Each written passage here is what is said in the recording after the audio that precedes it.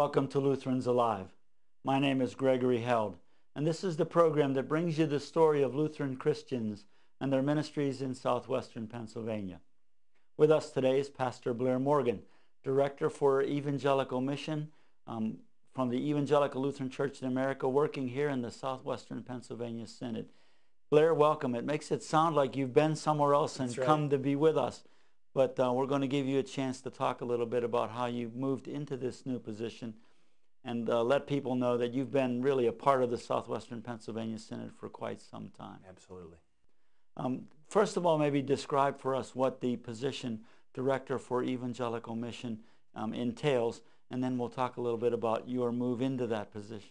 Great. I kind of wear two hats. One hat is around the whole area of mission in the life of our synod.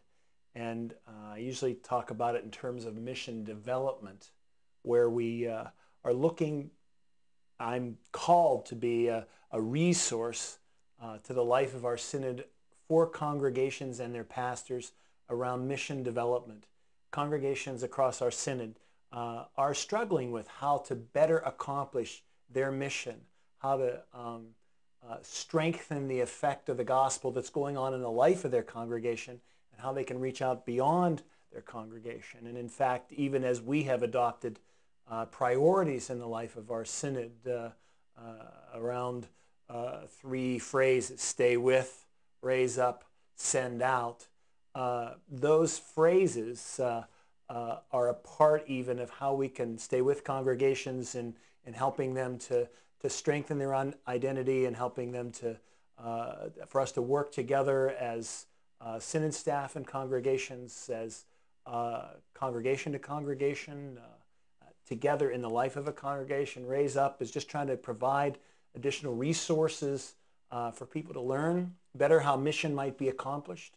And the send out's kind of obvious. I mean, it's that whole idea of we want to be carrying the love and grace of the gospel out into our neighborhoods and into the lives and needs of our neighbors. So all of that work means strengthening the life of the congregations that we have, and we have 201 congregations across our synod. And also kind of on the back burner, but also possible, is the possibility of the development of a few new congregations somewhere down the road. Mm-hmm. So that's the mission piece. So it's kind of one hat I wear. Right. And then the other piece, the other hat that I would put on would be around stewardship. The whole understanding of wanting to strengthen in the life of our congregations, stewardship education, understanding what it means for our people to be disciples of our Lord Jesus, who are taking seriously the calling of God to understand that everything that we are, everything that we have, is a gift from God.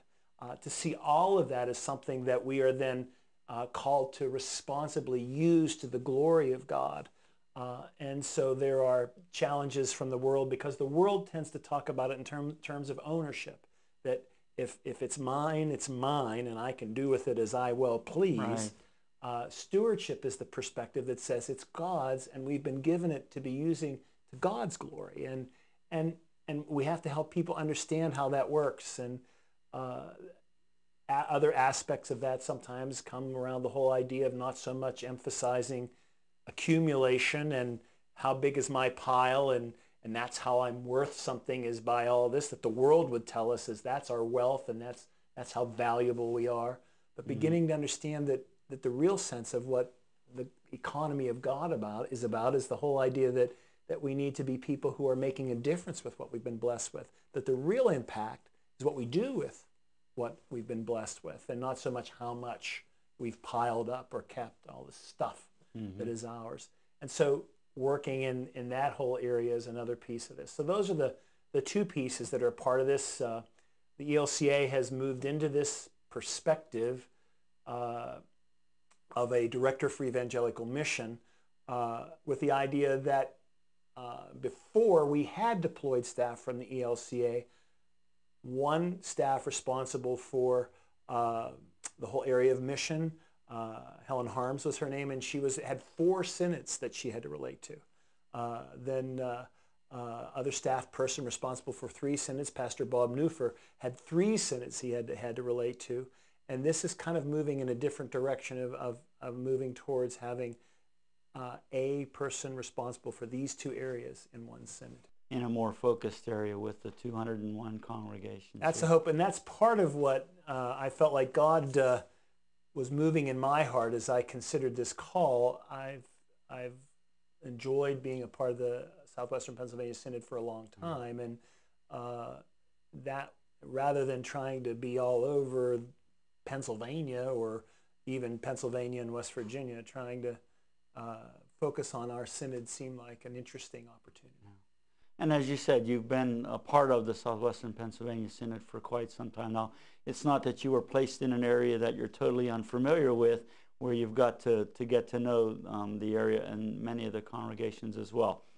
So take us back to immediately prior to your accepting this call.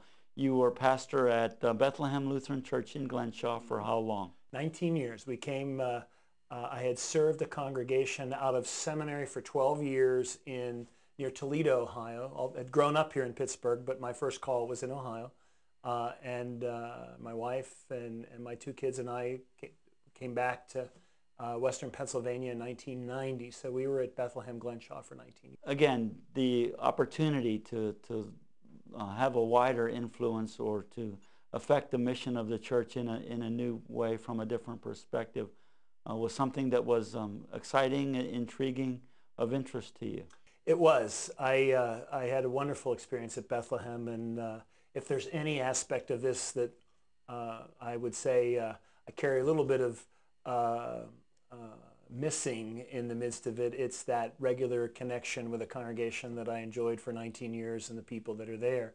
But I've really had a sense of call to this possibility and the opportunity to bring some of the gifts that God has blessed me with, and a sense that God was calling me to consider this change in my ministry at this time, and seeking to be obedient to that, and sensing so far it seems like it's been a good match. It seems to me that one of the aspects or one of the important dynamics that's a part of being in a position like the one you've been called to is having an understanding of how congregations work, having an understanding of the connection between congregations and communities, and also having some understanding of resources that are available and can be brought to bear in these kind of things, whether it's from within the congregation, whether it's from the synod level, whether it's resources that the ELCA are providing.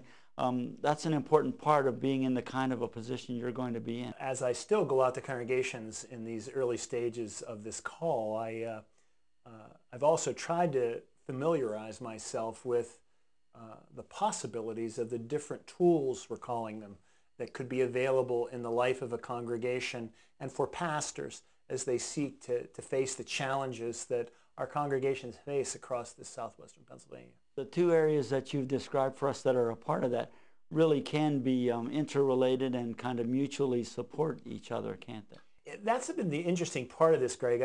I know there was some concern. I've had people say, oh, don't you have to be careful, Blair, because people will immediately think, well, yeah, we need to get out there and get more people so we can get more money, and that the whole idea of mission ends up somehow trying to get almost in a customer aspect of trying to acquire people in some way so more finances can come in. And that conversation drifts across people's discussions at times. But it really turns out that it's a useful connection, because I've sat in contexts where I've been able to move from one hat to the other in trying to wrestle with and deal with this whole idea of accomplishing mission and how we might help to make that mission happen because of good stewardship practices, those things tied together in a positive way.